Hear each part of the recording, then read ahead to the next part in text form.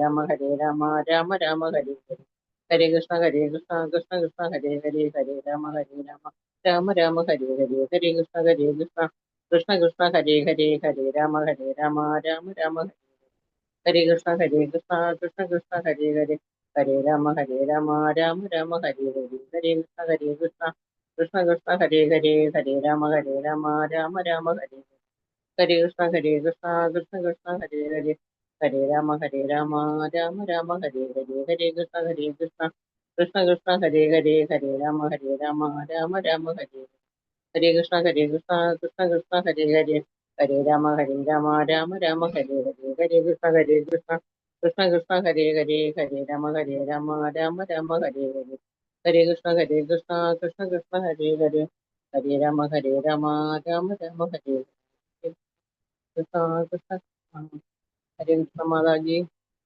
ഹരേ കൃഷ്ണ. ഹരേ കൃഷ്ണ ഹരേ കൃഷ്ണ മാതാജി.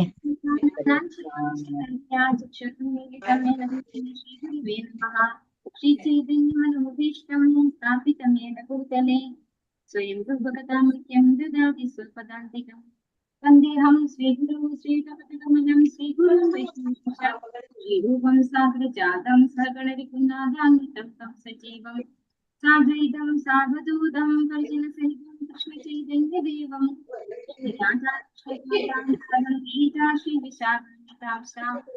നമോ വിഷ്ണുപാദായ ശ്രീമദേ സ്വാമിനി നാമിനി ഗൗരവാണി ചാരിണി വിശേഷാശ്രീ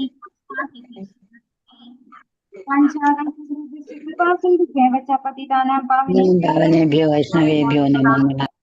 ഹേ കൃഷ്ണ കരുണാ സിന്ധു സിന്ധു ജഗത്പ്രിയ ഗോപീശ ഗോപികാ കാന്താരാകാന്താസ്തുതേ തപ്ത കാഞ്ചന ഗൗരാംഗീ രാധേ വൃന്ദാവനേശ്വരി വിഷുമാനുസുതേ ദേവി പ്രണമാമി ഹരിപ്രിയേ ജയ ശ്രീ കൃഷ്ണ ചൈതന്യ പ്രഭു നിത്യാനന്ദ ശ്രീ അദ്വൈത ഗദാധര ശ്രീവാസാദി ഗൗരവൃന്ദ ഹരേ കൃഷ്ണ കൃഷ്ണ കൃഷ്ണ ഹരേ ഹരേ ഹരേ രാമ രാമ രാമ ഹരേ ഹരേ ഹരേ Krishna ശിഷ്യാന്റെ short Bhagavatam ക്ലാസ്സിലേക്ക് എല്ലാ ഭക്തന്മാർക്കും സ്വാഗതം.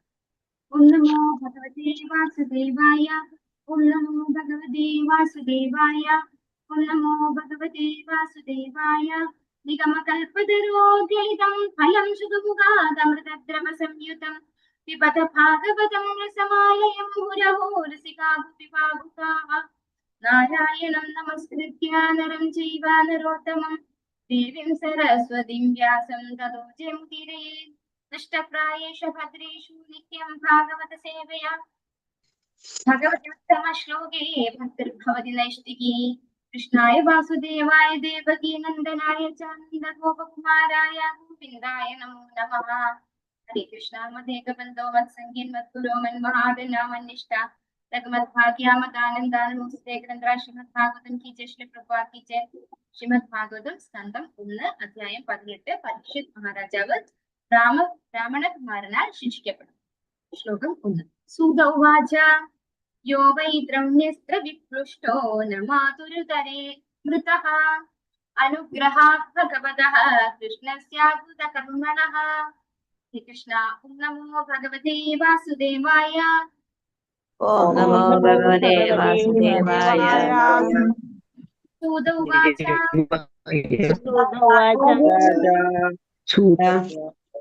യോ വൈ ദ്രൗണ്യസ്ത്ര വിപ്ലുഷ്ടോ ന മാതുരുതരേ മൃതഃ യോ വൈ വിപ്ലുഷ്ടോ ന മാതുരുതരേ മൃതഃ അനുഗ്രഹാത് ഭഗവതഃ കൃഷ്ണസ്യാദ്ഭുതകർമ്മണഃ.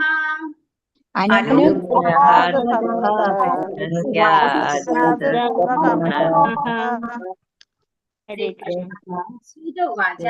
ശ്രീ സൂത ഗോസ്വാമി പറഞ്ഞു, യാതൊരുവൻ വൈ നിശ്ചയമായും ദ്രൗണ്യസ്ത്ര ദ്രോണപുത്രന്റെ അസ്ത്രത്താൽ വിപ്ലുഷ്ട ദഹിച്ച് ന ഇല്ല മാതുഹു അമ്മയുടെ ഉദരത്തിൽ മൃതഃ മരണത്തെ കണ്ടു അനുഗ്രഹ കൃപയാൽ ഭഗവതഃ പരമദിവ്യോത്തമ പുരുഷന്റെ കൃഷ്ണസ്യ കൃഷ്ണ അദ്ഭുതകർമ്മണഃ അദ്ഭുതകർമാവിധം പ്രവർത്തിക്കുന്നവൻ. കീർത്തനം ഭാവാർത്ഥം ഇസി ഭക്തി വേദാന്ത സംശ്ലേഷ പ്രഭാക്കിച്ചേ.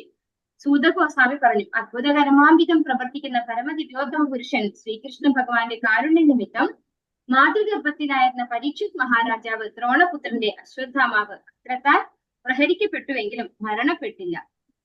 അപ്പോ ഇവിടെ എന്താണ് നമ്മൾ മനസ്സിലാക്കേണ്ടത്? അതായത് നമ്മള് ആദ്യം തുടക്കത്തില് ശൗനകാദി മഹർഷിമാര് സുത ഗോസ്വാമിയോട് പറയാണ് പരീക്ഷിത് മഹാരാജാവിന്റെ ജന്മകർമ്മങ്ങളെ കുറിച്ച് അത് ഭഗവാനെ സംബന്ധിക്കുന്നതാണെങ്കിൽ അല്ലെ, ഭഗവത് വിഷയമാണ്, അതിനകത്ത് ഭഗവാനോടുള്ള ഭക്തിയാണ് വർദ്ധിപ്പിക്കുന്നതെങ്കിൽ ഞങ്ങൾക്ക് പറഞ്ഞു തരണം എന്ന് പറഞ്ഞു അല്ലെ. അപ്പോ നമ്മൾ മനസ്സിലാക്കി ഭഗവാന്റെ കർമ്മങ്ങൾ എന്താണ്?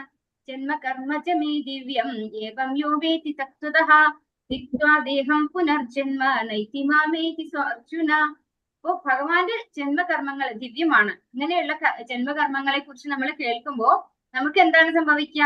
നമ്മൾക്ക് പിന്നെ ഒരു പുനർജന്മം, ഇനി ഒരു മനുഷ്യ ജന്മത്തിലേക്ക് അല്ലെങ്കിൽ ഇനി ഒരു ജീവിവർഗത്തിലേക്ക് നമുക്ക് ജനിക്കേണ്ട ആവശ്യം വരുന്നില്ല. അതുപോലെ തന്നെയാണ് ഭഗവാന്റെ ഭക്തന്മാരെ സംബന്ധിക്കുന്ന ലീലകളും അല്ലെ. അപ്പൊ ഇവിടെ പരീക്ഷിത് മഹാരാജാവിനെ സംബന്ധിക്കുന്ന ലീലകൾ കേൾക്കാൻ, അതായത് പരീക്ഷിത് മഹാരാജാവിന്റെ ജന്മകർമ്മങ്ങളെ കുറിച്ച് ദിവ്യമായിട്ടുള്ള ഇതാണ് അല്ലെ. കാരണം എന്തുകൊണ്ടാണ്?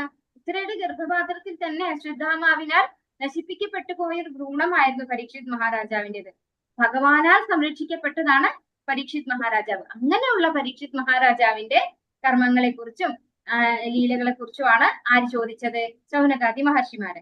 അപ്പൊ ഇവിടെ സൂത ഗോസ്വാമി എടുത്തു പറയാണ്, അത്ഭുതകരമാം വിധം പ്രവർത്തിക്കുന്ന പരമദിവ്യോത്തമ പുരുഷൻ ശ്രീകൃഷ്ണ ഭഗവാന്റെ കാരുണ്യ നിമിത്തം മാതൃഗർഭത്തിലായിരുന്ന പരീക്ഷിത് മഹാരാജാവ് ദ്രോണപുത്രന്റെ അതായത് അശ്വത്ഥാമാവിന്റെ അസ്ത്രത്താൽ പ്രഹരിക്കപ്പെട്ടു എങ്കിലും മരണപ്പെട്ടില്ല. അപ്പോ ആ ഭ്രൂണം ഓൾമോസ്റ്റ് നശിച്ചു പോയിട്ടുണ്ടായിരുന്നു. പക്ഷെ ഭഗവാൻ അതിനെ വീണ്ടും പുനർജീവിപ്പിക്കുകയാണ് ചെയ്തത് എന്നാണ് പറയുന്നത്. നശിച്ചു പോയ ആ ഭ്രൂണത്തെ പുനഃസ്ഥാപിക്കുകയാണ് ഭഗവാൻ ചെയ്തത്. അപ്പൊ ഭഗവാനാൽ സംരക്ഷിക്കപ്പെട്ട ആളാണ് ആര്?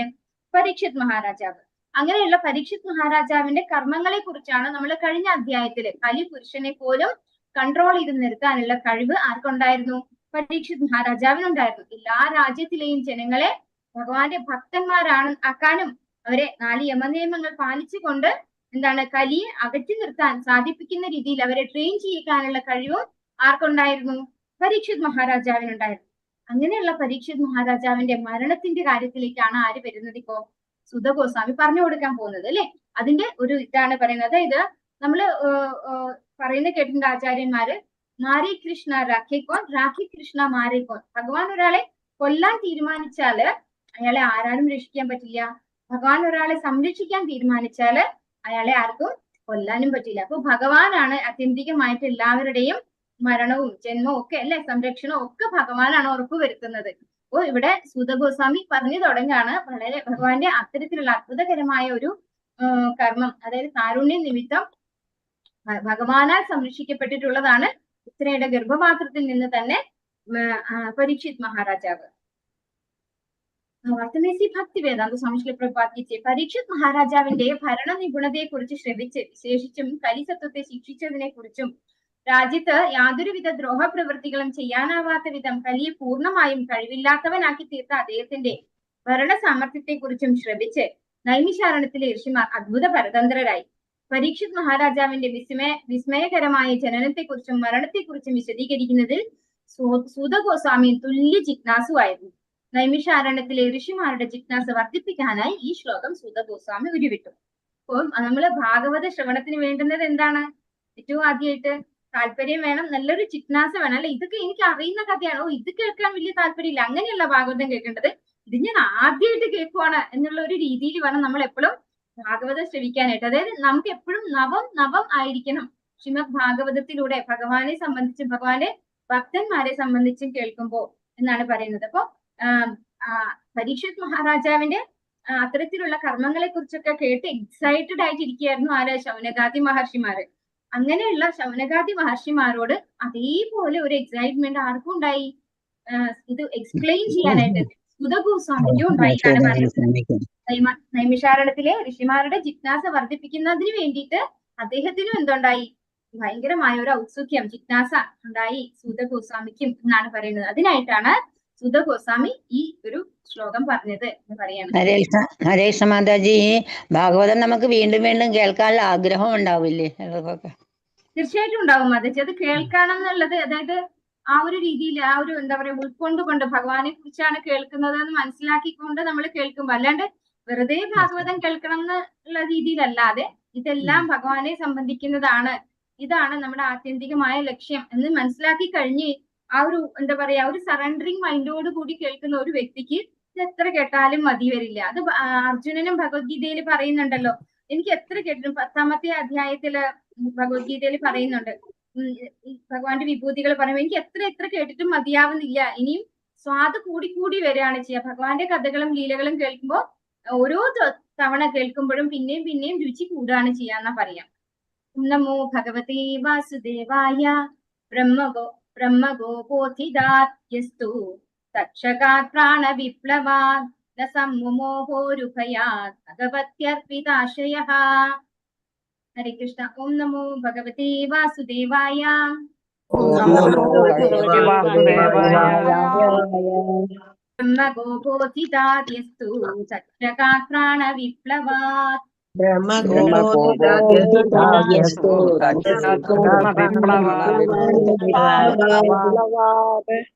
ന സമ്മുമോഹോരുഭയാത് ഭഗവത്യർപ്പിതാശയഃ.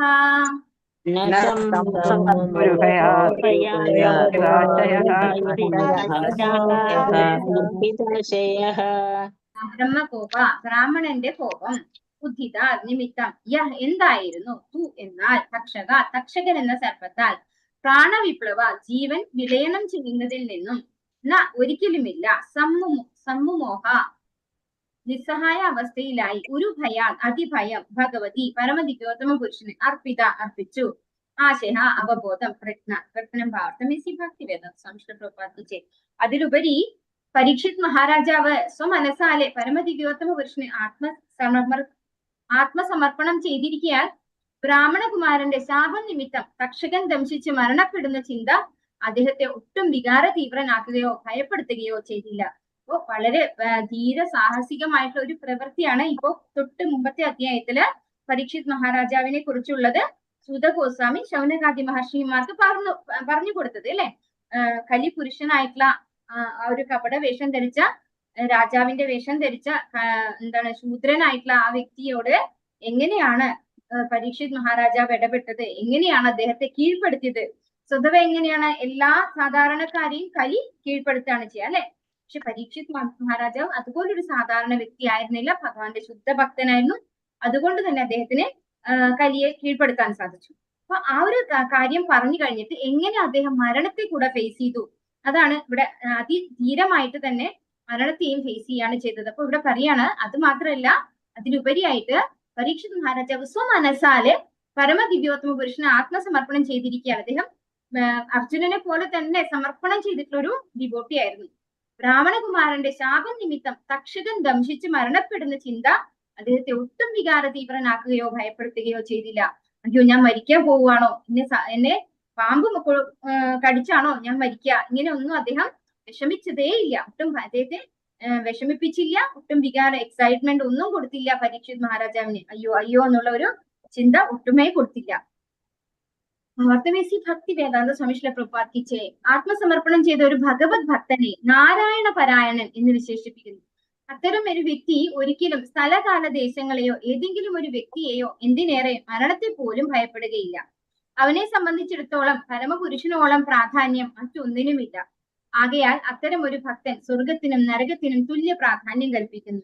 സ്വർഗവും നരകവും അതുപോലെ തന്നെ ജീവിതവും മരണവും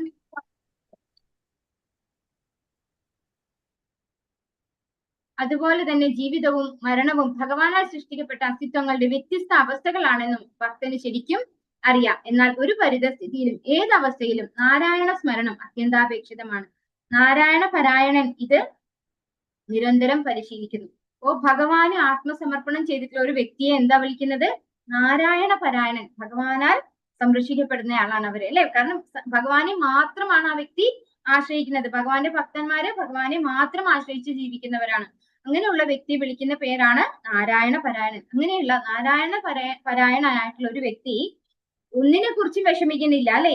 എന്നെ ആരെങ്കിലും നിന്ദിച്ചാലോ എന്നെ ആരെങ്കിലും നല്ലത് പറഞ്ഞാലോ വലിയ സന്തോഷം തോന്നാനോ പോകുന്നില്ല ആ വ്യക്തിക്ക് അല്ലെ.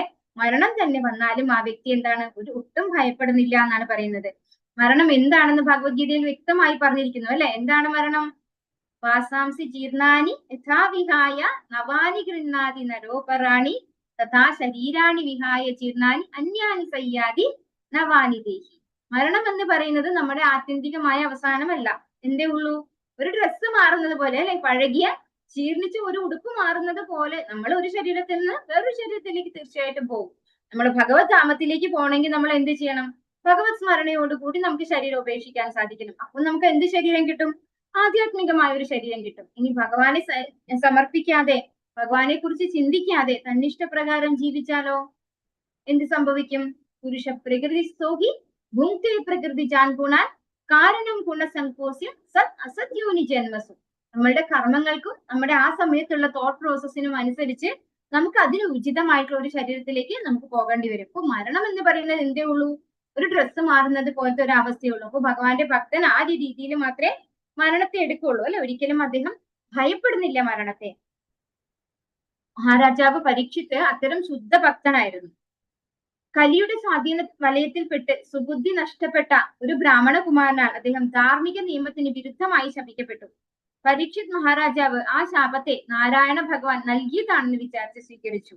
ഇങ്ങനെയാണ് ഭഗവാന്റെ ഭക്തന്മാർ അത് സ്വീകരിക്കുക. അതായത് നമ്മള് ചിലപ്പോ ഒരുപാട് ബുദ്ധിമുട്ടുകൾ വരുന്നുണ്ടാവും അല്ലെ.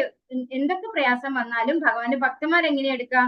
ഇത് ഈ ഭൗതിക ബന്ധനത്തിൽ നിന്ന് എന്നെ മുക്തയാക്കി അല്ലെങ്കിൽ മുക്തനാക്കി ഭഗവാനെ ആശ്രയിക്കാനുള്ള ഒരു സിറ്റുവേഷൻ ഭഗവാൻ ക്രിയേറ്റ് ചെയ്യാണ് എന്നുള്ളതാണ് അവർ വിചാരിക്കുള്ളൂ. മാതൃഗർഭത്തിൽ വെച്ച് അശ്വത്ഥാമാവിന്റെ ബ്രഹ്മശിരോസ്ത്രമേറ്റ് ദഹിച്ചു പോയ ഗർഭസ്ഥ ശിശുവായ തന്നെ രക്ഷിച്ചത് നാരായണ ഭഗവാനാണെന്ന് ശ്രീകൃഷ്ണൻ അദ്ദേഹത്തിന് ശരിക്കും അറിയാം. ആകയാൽ സർപ്പദംശനമേറ്റ് താൻ മരണപ്പെടണമെന്നുണ്ടെങ്കിൽ അതും ഭഗവത് ഇച്ഛ അനുസരിച്ചായിരിക്കും സംഭവിക്കുക എന്ന് അദ്ദേഹത്തിന് പൂർണ്ണ ബോധ്യമുണ്ടായിരുന്നു. ഭഗവത് ഇച്ഛയ്ക്ക് വിരുദ്ധമായി ഭഗവത് ഭക്തർ ഒരിക്കലും ഒന്നും പ്രവർത്തിക്കുകയില്ല. ഭഗവാനാൽ നൽകപ്പെടുന്നത് എന്തും ഭക്തനെ സംബന്ധിച്ചിടത്തോളം ഭഗവത് അനുഗ്രഹമാകുന്നു. ആകയാൽ പരീക്ഷിത് മഹാരാജാവ് അത്തരം കാര്യങ്ങളെ കുറിച്ചോർത്ത് ഒരിക്കലും വ്യാകുലപ്പെടുകയോ ഭയപ്പെടുകയോ ചെയ്തില്ല. ഒരു പരിശുദ്ധ ഭക്തന്റെ ലക്ഷണമാണത്, അഥവാ അടയാളമാണത്. അപ്പോ നമുക്ക് നമ്മുടെ ലൈഫിൽ എന്ത് വരുന്നുണ്ടെങ്കിലും അത് ആരുടെ അറിവോട് കൂടിയാണ് നമ്മുടെ ലൈഫിൽ വരുന്നത്? ഭഗവാന്റെ അറിവോട് കൂടിയാണ് അല്ലെ. ഭഗവാന്റെ ഭക്തിയിൽ നന്നായി ഉറച്ചിട്ടുള്ള അല്ലെങ്കിൽ ഭഗവാനെ ആശ്രയിച്ചിരിക്കുന്ന ഒരു ഭഗവാന്റെ ഭക്തന് എന്ത് സംഭവിച്ചാലും അതൊക്കെ എന്താണ്? ഭഗവാന്റെ അനുഗ്രഹമായിട്ടാണ് അവരെടുക്കുള്ളൂ. ഒരിക്കലും എന്ത് ആ വ്യക്തി എനിക്ക് തരുന്ന വേദനയാണെന്നോ അല്ലെങ്കിൽ ആ വ്യക്തിയോട് തിരിച്ച് റെസിപ്രോക്കേറ്റ് ചെയ്യണം, അവരെ ശപിക്കണം അല്ലെങ്കിൽ അവരെ ഉപദ്രവിക്കണം, അവരെ ഇൻസൾട്ട് ചെയ്യണം, അങ്ങനെ ഒന്നും ആര് ചിന്തിക്കില്ല? ഭഗവാന്റെ ഭക്തന്മാര് ചിന്തിക്കില്ല. നമ്മൾ ബ്രഹ്മസംഹിതയിൽ കേട്ടിട്ടുണ്ടോ? ഈശ്വര പരമാ കൃഷ്ണ സച്ചിദാനന്ദ വിഗ്രഹ അനാദിരാതിർ ഗോവിന്ദ സർവകാരണ കാരണം. കാരണം നമുക്ക് പലതായിരിക്കും അല്ലെ. ഇവിടെ ഇപ്പോ പരീക്ഷിത് മഹാരാജാവിനെ സംബന്ധിച്ചിടത്തോളം ആ ഒരു ബ്രാഹ്മണ കുമാരൻ ഒരു കാരണമാണ് അല്ലെ. അദ്ദേഹത്തിന്റെ ശാപം നിമിത്തമാണ് തക്ഷക ദംശനം ഏൽക്കേണ്ടി വരുന്നത്. പക്ഷേ കാരണമാരാണ്? ഭഗവാനാണ്. അത് ആർക്കറിയാം? ഭഗവാന്റെ ഭക്തന്മാർക്ക് നന്നായിട്ട് അറിയാം. അപ്പൊ എന്ത് വരുന്നുണ്ടെങ്കിലും ഭഗവാന്റെ ഇച്ഛപ്രകാരമാണ് വരുന്നത്. തന്നെ ഗർഭപാത്രത്തിൽ വെച്ച് അശ്വത്ഥാമാവിന്റെ ആ ഒരു അസ്ത്രം കൊണ്ട് നശിച്ചു പോകേണ്ട തന്നെ രക്ഷിച്ചത് ഭഗവാനാണ്. ഇപ്പോ തക്ഷകനാൽ ദംശനം ഏറ്റിട്ട് തനിക്ക് മരിക്കണം എന്നൊരു നിശ്ചയം ഉണ്ടെങ്കിൽ അത് ഭഗവാന്റെ നിശ്ചയമാണ്, ഭഗവാന്റെ അനുഗ്രഹം മാത്രമാണ്. അത് ഭഗവാന്റെ അടുത്തേക്ക് തിരിച്ചു കൊണ്ടുപോകാൻ വേണ്ടി അല്ലെ. ഭഗവാന്റെ ഭക്തന്മാരെ തിരിച്ചു കൊണ്ടുപോകാൻ വേണ്ടിയാണ് അത് സംഭവിക്കുന്നതെന്ന് ആർക്ക് മനസ്സിലാവും? ഭഗവാന്റെ ഭക്തന്മാർക്ക് മനസ്സിലാവും. നമ്മൾ ഈ ഭൗതിക ലോകത്തിലെ ഒരു പ്രശ്നമുണ്ട് അല്ലെ. നമ്മള് പാമ്പ് കടിയേറ്റ് മരിച്ചാലും ഒക്കെ ദുർമരണമായിട്ടാണ് എടുക്കുന്നത് അല്ലെ. ശരിക്കും ഭഗവാന്റെ ഭക്തന്മാർക്ക് മരണം എങ്ങനെ വരുന്നു എന്നുള്ളതല്ല, എന്താണ് പ്രധാനം? അന്ധകാലേച മാമേവ സ്മരൻ മുക്ത്വാ കലേവരം യപ്രയാതി സമദ്ഭാവം യാതി നാസ്ത്യത്ര സംശയഃ. ആ ഒരു സമയത്ത്, ആ മരണ സമയത്ത് ഭഗവാനെ ഓർക്കുക എന്നുള്ളത് മാത്രമേ ആർക്ക് നിർബന്ധമുള്ളൂ? ഭഗവാന്റെ ഭക്തന്മാർക്ക് നിർബന്ധമുള്ളൂ. ഏത് രീതിയിൽ ശരീരം ഉപേക്ഷിക്കേണ്ടി വന്നാലും അവർക്ക് ഒരു ബുദ്ധിമുട്ടും ഇല്ല. അത് നമുക്ക് ഈ ഭാഗവതം വായിക്കുമ്പോൾ ശരിക്കും മനസ്സിലാവും. കുന്തി മഹാറാണി കാട്ടുതീയിലാണ് മരിക്കുന്നത്. അപ്പൊ ഓരോരുത്തരുടെ ഇപ്പൊ ഭീഷ്മ പിതാമഹൻ മൂന്ന് മാസത്തോളം അല്ലെ, 2 മാസത്തോളം ആ ഒരു ശരശയ്യയിൽ കിടക്കുകയുണ്ടായി അല്ലെ. ഇങ്ങനെ കിടന്നു പോകുന്ന മരണമൊക്കെ നമ്മൾ എന്തായിട്ടാണ് കണക്കാക്കുന്നത്? ദുർമരണം അല്ലെങ്കിൽ വളരെ ബുദ്ധിമുട്ടിയുള്ള മരണമായിട്ടാണ് കണക്കാക്കുന്നത് അല്ലെ. ഒരു ഭക്തൻ അങ്ങനെ മരിക്കുകയാണെങ്കിൽ എല്ലാവരും പറയും അവര് ജീവിതകാലം മുഴുവൻ നാമം ജപിച്ചിട്ട് ഇങ്ങനെയാണല്ലോ അവസാനം ഉണ്ടായതെന്നൊക്കെ കുറ്റപ്പെടുത്താൻ ആളുണ്ടാവും. പക്ഷെ നമ്മളെങ്കിലും ഭക്തിയില് അതായത് ഭാഗവതൊക്കെ വായിക്കാൻ ഒരു അവസരം കിട്ടിയിട്ടുള്ള നമ്മളെങ്കിലും ശരിക്കും മനസ്സിലാക്കണം ഏത് രീതിയിൽ മരണപ്പെട്ടു എന്നുള്ളതല്ല, ആ വ്യക്തി മരണസമയത്ത് ഭഗവാനെ ഓർക്കുന്നുണ്ടോ, അതാണ് പ്രധാനമായിട്ടുള്ള കാര്യം. ഇപ്പോ ഒരു വ്യക്തി സദാസമയം ഭഗവാന്റെ തിരുനാമം ജപിക്കുകയാണെങ്കിൽ ഭഗവാൻ പറയുന്നുണ്ട്, അതായത് നീ എന്നെ മറന്നാലും ഞാൻ നിന്നെ മറക്കൂല. അതായത് നമ്മുടെ മെമ്മറിയിലേക്ക് വന്നിട്ട് നമ്മളെ കൊണ്ട് ഭഗവാനെ കുറിച്ച് ഓർമ്മിപ്പിക്കും. ഇത് പറയുന്ന ഒരു ശ്ലോകമാണ് ഏത് ഭഗവത്ഗീതയില് 15-ാമത്തെ അധ്യായത്തില് 15-ാമത്തെ ശ്ലോകം. അതിലെന്താ പറയുന്നത്? മത്ത സ്മൃതി ജ്ഞാനമപോഹനംശ. ഭഗവാൻ പറയുന്നുണ്ട്, ഭഗവാനാണ് അതിന്റെ കൺട്രോളർ. നമ്മുടെ സ്മൃതിയുടെ, വിസ്മൃതിയുടെ, അതുപോലെ അറിവിന്റെ, ഇതിന്റെയൊക്കെ കൺട്രോളർ ഭഗവാന്റെ കയ്യിലാണ് അതിന്റെ കടിഞ്ഞാണിരിക്കുന്നത്. അപ്പൊ നമ്മൾ എന്ത് ഓർക്കണം എന്ന് ഭഗവാന് തീരുമാനിക്കാൻ പറ്റും.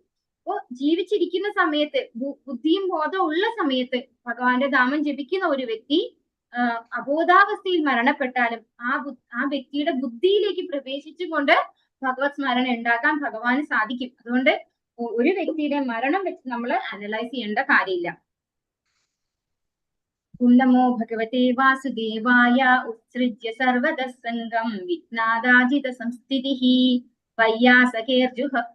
വയ്യാസഖേർജഹൗ ശിഷ്യാ ഗംഗായാം സ്വം കളേവരം. ഓം നമോ ഭഗവതേ വാസുദേവായ.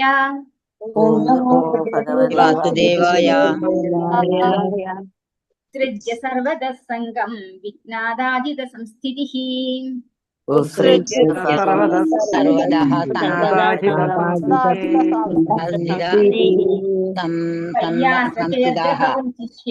ഗംഗായാം സ്വം കളേവരം.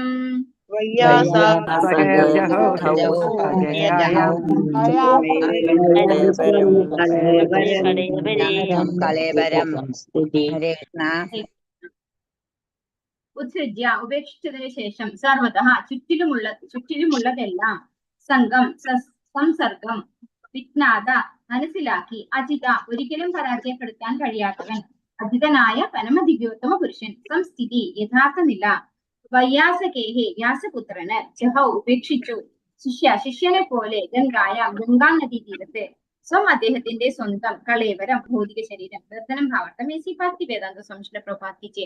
മാത്രവുമല്ല അദ്ദേഹം തന്റെ അനുയായികളെ എല്ലാം യാത്രയാക്കിയ ശേഷം വ്യാസദേവപുത്രനായ ശുകദേവ ഗോസ്വാമിക്ക് സ്വയം ശിഷ്യനായി ആത്മസമർപ്പണം ചെയ്യുകയും പ്രകാരം പരമദിവ്യോത്തമ പുരുഷന്റെ യഥാർത്ഥ നിലയിൽ നിന്ന് മനസ്സിലാക്കാൻ അദ്ദേഹത്തിന് കഴിയുകയും ചെയ്തു. അപ്പോ കൂടെയുള്ള അനുയായികൾ, അതായത് ഒരു രാജാവാകുമ്പോൾ ഒരുപാട് ഫോളോവേഴ്സ് ഉണ്ടാവും അല്ലെ, അനുയായികളെയൊക്കെ തിരിച്ച് രാജ്യത്തിലേക്ക്, അതായത് കൊട്ടാരത്തിലേക്ക് തിരിച്ചയച്ചതിന് ശേഷം ശുകദേവ ഗോസ്വാമിയുടെ ശിഷ്യത്വം സ്വീകരിക്കാൻ വ്യാസദേവപുത്രനായ ശുകദേവ ഗോസ്വാമിക്ക് സ്വയം ശിഷ്യനായി ആത്മസമർപ്പണം ചെയ്തു എന്നാണ് പറയുന്നത്. അപ്പോ ശുകദേവ ഗോസ്വാമിയെ ഗുരുവായി സ്വീകരിച്ച് അദ്ദേഹത്തിന്റെ ശിഷ്യത്വം സ്വീകരിച്ച് ഒരു ഗുരുവിന് ആത്മസമർപ്പണം ചെയ്യണം. ശരിക്കും ഇവിടെ പറയുന്നത് നമ്മൾ ഭഗവാനെ സ്വയം സമർപ്പിക്കണമെങ്കിൽ നമ്മൾ ആരെ ആദ്യം സമർപ്പിക്കണം? നമ്മുടെ ഗുരുവിനെ മുന്നിൽ നമ്മൾ സ്വയം സമർപ്പിക്കണം. അങ്ങനെയെങ്കിലും മാത്രമേ നമുക്ക് ഭഗവാനെ പരിപൂർണ്ണ സമർപ്പണം ചെയ്യാൻ സാധിക്കുള്ളൂ. അതുകൊണ്ടാണ് ഇവിടെ പറയുന്നത് ശുകദേവ ഗോസ്വാമിക്ക് അദ്ദേഹം ശിഷ്യപ്പെട്ടു അല്ലെ, സ്വയം ആത്മസമർപ്പണം ചെയ്തു. പ്രകാരം ഭഗവാന്റെ യഥാർത്ഥ നിലയിൽ നിന്ന് മനസ്സിലാക്കാൻ അദ്ദേഹത്തിന് കഴിയുകയും ചെയ്തു. ഒരു ഗുരുവിലൂടെ മാത്രമേ നമുക്ക് ഭഗവാനെ കുറിച്ച് മനസ്സിലാക്കാൻ സാധിക്കുള്ളൂ. ഭഗവാൻ ആരാണെന്ന് നമുക്ക് പറഞ്ഞു തരണമെങ്കിൽ ഒരു യഥാർത്ഥ ആധ്യാത്മിക ആചാര്യനിലൂടെ മാത്രമേ സാധിക്കുള്ളൂ. ആവർത്തം എസി ഭക്തി വേദാന്ത സംശയ പ്രഭാത്തിച്ച്. അജിതൻ എന്ന പദം ഇവിടെ പ്രാധാന്യം അർഹിക്കുന്നു. പരമദിവ്യോത്തമ പുരുഷൻ ശ്രീകൃഷ്ണ ഭഗവാൻ അജിതൻ അഥവാ അപരാജിതൻ എന്നറിയപ്പെടുന്നു. എന്തെന്നാൽ അദ്ദേഹം എല്ലാവിധത്തിലും അജയ്യൻ അഥവാ കീഴടക്കാൻ സാധ്യമല്ലാത്തവനാകുന്നു. അദ്ദേഹത്തിന്റെ യഥാർത്ഥ നില അഥവാ പദവി എന്തെന്ന് ആരാലും മനസ്സിലാക്കാൻ കഴിയുകയില്ല. ജ്ഞാനത്താലും അദ്ദേഹത്തെ പരാജയപ്പെടുത്തുവാൻ സാധ്യമല്ല. അദ്ദേഹത്തിന്റെ വാസസ്ഥാനമായ ധാമത്തെക്കുറിച്ച്, സനാതനമായ ഗോലോക വൃന്ദാവന ധാമത്തെക്കുറിച്ച് നാം കേട്ടിട്ടുണ്ടെങ്കിലും ഈ ധാമത്തെ വ്യത്യസ്ത രീതിയിൽ വ്യാഖ്യാനിക്കുന്ന നിരവധി പണ്ഡിതന്മാരുണ്ട്. എന്നാൽ ശുകദേവ ഗോസ്വാമിയെ പോലൊരു ആത്മീയ ഗുരുവിന്റെ കൃപയാലും അദ്ദേഹത്തിന് പൂർണ്ണമായും ആത്മസമർപ്പണം ചെയ്ത പരീക്ഷിത് മഹാരാജാവിനെ പോലൊരു അതിവിനീത ശിഷ്യനാലും മാത്രമേ ഭഗവാന്റെ യഥാർത്ഥ പദ്ധതിയെക്കുറിച്ചും ആ ധാമത്തിലുള്ള അദ്ദേഹത്തിന്റെ അതീന്ദ്രിയമായ പരിചിതങ്ങളെ കുറിച്ചുമൊക്കെ മനസ്സിലാക്കാൻ കഴിയുകയുള്ളൂ. ഭഗവാന്റെ ധാമത്തെ കുറിച്ച് ചെറുതായിട്ട് ഭഗവാൻ ഒന്ന് ഭഗവത്ഗീതയില് വിവരിച്ചിട്ടുണ്ട് അല്ലെ. എന്താണ്? തത്ഭാസയതി സൂര്യോ ന ശശാങ്കോ ന പാവകഃ യദ്ഗത്വാന നിവർത്തന്തേ തദ്ധാമ പരമം മമ. അല്ലെ, ഭഗവാന്റെ ലോകധാമത്തെ കുറിച്ച് ഭഗവാൻ വളരെ കുറച്ച് മാത്രമേ അതിൽ എക്സ്പ്ലെയിൻ ചെയ്തിട്ടുള്ളൂ. അപ്പൊ ഇത് മനസ്സിലാക്കണമെങ്കിൽ സാധാരണ ആർക്കും സാധിക്കില്ല അല്ലെ. ഭഗവാൻ ഭഗവത്ഗീതയിൽ വ്യക്തമായി പറഞ്ഞിട്ടുണ്ട് എങ്ങനെയാ ഭഗവാനെ മനസ്സിലാക്കാൻ പറ്റാന്ന് അല്ലെ, ഭക്ത്യാ മാം അഭിജാനതി. അപ്പൊ അങ്ങനെയുള്ള ഒരു ശുദ്ധ ഭക്തന്റെ ശിഷ്യത്വം സ്വീകരിക്കുന്നതിലൂടെയാണ് നമുക്ക് ഭഗവാനെ കുറിച്ച് എളുപ്പത്തിൽ മനസ്സിലാക്കാൻ സാധിക്കാം. ഒരു ഗുരുവിന്റെ കൃപയാലും അദ്ദേഹത്തിന് പൂർണ്ണ ആത്മസമർപ്പണം ചെയ്ത പരീക്ഷിത് മഹാരാജാവിനെ പോലൊരു അതിവിനീത ശിഷ്യനാലും മാത്രമേ ഭഗവാന്റെ യഥാർത്ഥ പദവിയെ കുറിച്ച് അറിയാൻ സാധിക്കുള്ളൂ. അപ്പൊ എങ്ങനെ വേണം ഭഗവാൻ ഗുരുവിനെ സ്വീകരിക്കാൻ, അതും ഭഗവാൻ പറഞ്ഞു തന്നിട്ടുണ്ട്. തദ്വിധി പ്രണിപാതേന പരിപ്രശ്നേന സേവയ ഉപദേശന്തി. അങ്ങനെ വേണം നമ്മള് ഗുരുവിൽ നിന്ന് ഭഗവാനെ കുറിച്ച് അറിയണമെങ്കിൽ അതേ ഉള്ളു വഴി, വേറെ എളുപ്പ ക്രോസ് ആയിട്ടുള്ള വഴിയൊന്നുമില്ല.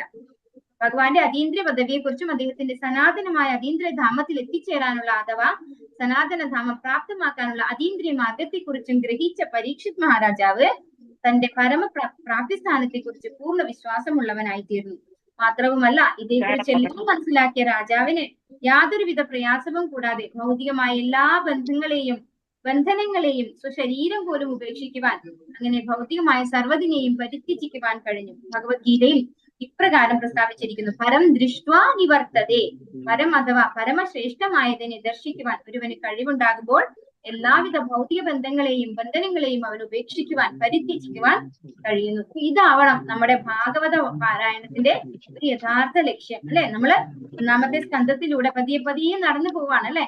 അപ്പോ 11, 12 സ്കന്ധം എത്തിക്കഴിയുമ്പോഴേക്കും നമ്മളും ഏത് അവസ്ഥയിൽ എത്തണം? പരം ദൃഷ്ട്വാ നിവർത്തതേ. നമുക്ക് എന്ത് സംഭവിച്ചാലും, സ്വന്തം ശരീരം പോലും ഉപേക്ഷിക്കേണ്ടി വന്നാലും എന്താണ്, ഒരു വിഷമം ഉണ്ടാവാൻ പാടില്ല. നമ്മൾ എല്ലാ ബന്ധനങ്ങളിൽ നിന്നും മുക്തരാവണം. അതിനാണ് ഓരോ സ്കന്ധം വൈസ് നമ്മൾ ചെയ്യണം എന്ന് പറയുന്നത്. അതായത് ഫസ്റ്റ് ക്യാൻഡോ നമ്മൾ ഒരു ബന്ധനത്തിൽ നിന്ന് ഓരോ തരത്തിൽ നമ്മളെ എന്താ പറയാ കെട്ടഴിച്ചുകൊണ്ടിരിക്കുകയാണ് നമ്മുടെ ബന്ധനം.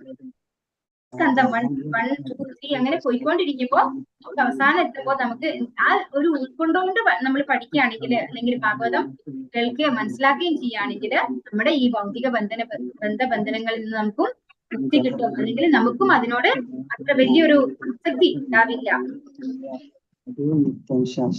ഭഗവത്ഗീതയിൽ നിന്നും ഭഗവത് ശക്തിയുടെ ശ്രേഷ്ഠത, അതായത് ഭഗവത് ശക്തി ഭൗതിക ശക്തിയേക്കാൾ ഉത്കൃഷ്ടമാണെന്ന് നമുക്ക് മനസ്സിലാക്കാൻ കഴിയും. മാത്രവുമല്ല, ശുകദേവ ഗോസ്വാമിയെ പോലൊരു ആത്മീയ ഗുരുവിന്റെ കൃപയാൽ ഭഗവാന്റെ പരമശക്തിയെ സംബന്ധിച്ച സർവ്വതിനെ കുറിച്ചും പരമശക്തി മുഖേന അദ്ദേഹം ആവിഷ്കരിക്കുന്ന അഥവാ സ്പഷ്ടമാക്കുന്ന അദ്ദേഹത്തിന്റെ സനാതനമായ നാമഗുണരൂപങ്ങളെ കുറിച്ചും ലീലകളെ കുറിച്ചും പരിച്ഛേദങ്ങളെ കുറിച്ചും അസംഖ്യം അവതാരങ്ങളെ കുറിച്ചുമെല്ലാം പൂർണ്ണമായി മനസ്സിലാക്കുവാൻ തികച്ചും സാധ്യമാണ്. അപ്പോ ശുകദേവ ഗോസ്വാമിയെ പോലൊരു ആധ്യാത്മിക ആചാര്യൻ ഉണ്ടെങ്കിൽ ഭഗവത് സംബന്ധിയായ എല്ലാം അല്ലെ, അദ്ദേഹത്തിന്റെ രൂപം, ഗുണം, ലീലകൾ അല്ലെ, എല്ലാ കാര്യങ്ങളും നമുക്ക് വ്യക്തമായിട്ട് മനസ്സിലാക്കാൻ സാധിക്കും.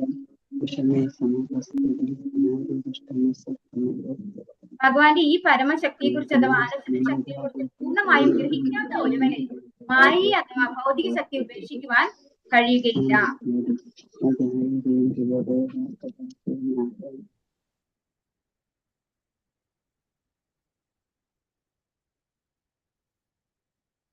എങ്കിലും ഒരുവന് നിരപേക്ഷ സത്യത്തിന്റെ അഥവാ പരമസത്യത്തിന്റെ യഥാർത്ഥ സ്വഭാവത്തെ കുറിച്ച് സൈദ്ധാന്തികമായി വ്യാഖ്യാനിക്കുവാൻ അഥവാ ഊഹാപോഹങ്ങൾ നടത്തുവാൻ കഴിഞ്ഞേക്കാം.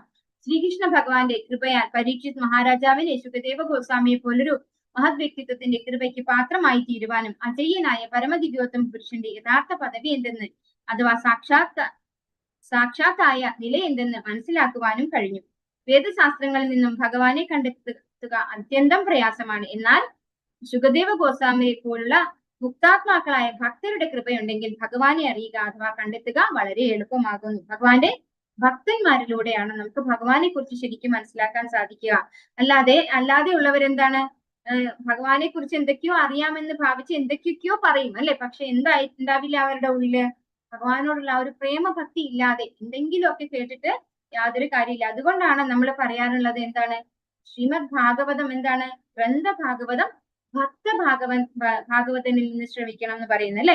ശ്രീല പ്രഭുപാദർ ഭഗവാന്റെ ഒരു ശുദ്ധ ഭക്തനാണ്. ആ ശ്രീല പ്രഭുപാദരാണ് നമുക്ക് വേർഡ് ബൈ വേർഡ് ആയിട്ട് നമുക്ക് എക്സ്പ്ലെയിൻ ചെയ്ത് പറഞ്ഞു തരുന്നത് അല്ലെ.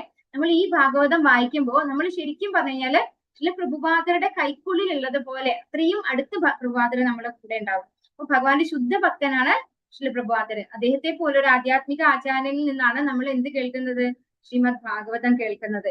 അപ്പൊ നമുക്ക് വളരെ എളുപ്പത്തിൽ ഭഗവാനെ മനസ്സിലാക്കാൻ സാധിക്കും. നമ്മള് കുറച്ചൊന്ന് സറണ്ടർ ചെയ്യണം. ആ പ്രഭുപാദർക്ക് നമ്മളെ ഭഗവത്ധാമത്തിലേക്ക് തിരിച്ചെത്തിക്കാൻ സാധിക്കുമെന്ന ഒരു ബോധ്യം ഉണ്ടാവണം. ആ ഒരു ബോധ്യത്തോടു കൂടി നമ്മൾ അത് കേൾക്കുമ്പോൾ നമുക്ക് തീർച്ചയായിട്ടും ഭഗവാനെ കുറിച്ച് മനസ്സിലാക്കാൻ സാധിക്കും.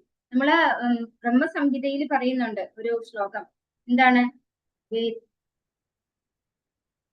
അദ്വൈതമച്യുതമനാദിമനന്തരൂപം ആദ്യം പുരാണ പുരുഷം നവയൗവനം ച വേദേഷു ദുർലഭം അതുർലഭമാത്മഭക്തോ ഗോവിന്ദമാദിപുരുഷം തമഹം ഭജാമി.